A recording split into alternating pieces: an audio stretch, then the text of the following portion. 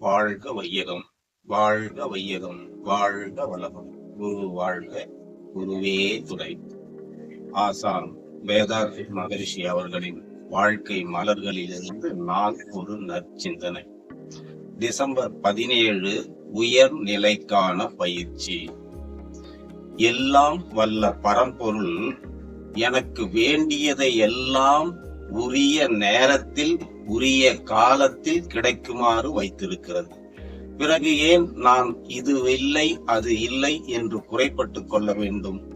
எல்லாம் வல்ல பரம்பொருளே இயற்கை என்று சொல்லக்கூடிய மெய்ப்பொருளாகவும் பிரபஞ்சம் என்று சொல்லக்கூடிய இந்த உலகங்களாகவும் அதே இதுவில் மனிதன் வாழக்கூடிய உலகமாகவும் மக்களாகவும் விரிந்து பறந்து இருக்கின்ற காலகட்டத்திலே நமக்கு வேண்டியதை எல்லாம் வேண்டிய நேரத்திலே உரியவர்களாக நமக்கு உரியவர்களாக மற்ற அனைவரையும் படைத்திருக்கின்ற இந்த காலகட்டத்தில் நாம் ஏன் எனக்கு மற்றவர்களை பற்றிய கவலையும் சிந்தனையும் எனக்குள்ளாக எழ வேண்டும்?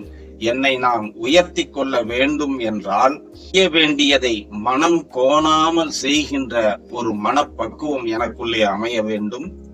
அது மட்டுமல்லாமல் பிறரை எந்த விதத்திலும் நொந்து கொள்ளாத ஒரு மனமும் வேண்டும். அதைவிட அவர்களை எல்லாம் நமக்கு வேண்டாதவர்களாக நாம் நினைக்கின்றவர்களை எல்லாம் வாழ்த்தி கொண்டே இருக்கவும் வேண்டும். என்னை நான் வாழ்த்தி கொள்ள வேண்டும், உறவுகளை வாழ்த்த வேண்டும், சுற்றத்தை வாழ்த்த வேண்டும், சமுதாயத்தை வாழ்த்த வேண்டும். அப்படி வாழ்த்தி கொண்டே இருக்கின்ற பொழுது நமக்கு எல்லாமே நன்மையாக வந்து அமையும்.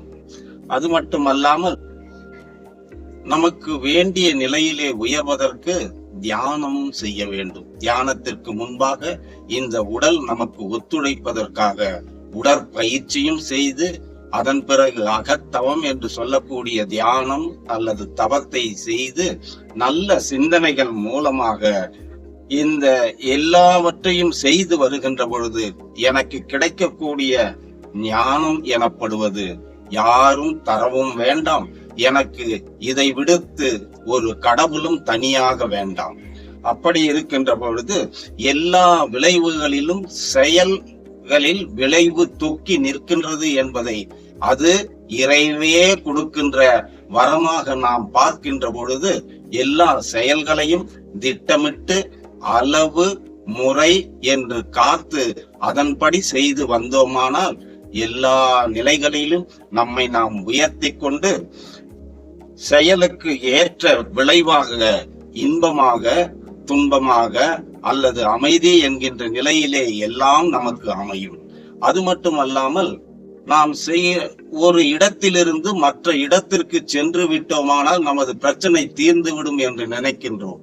இதுதான் மகரிஷி அவர்கள் துறவு என்று சொல்லுகின்றார்கள். அதாவது இந்த துறவு எனப்படுவது நமது நாட்டிலே உதயமானதுதான்.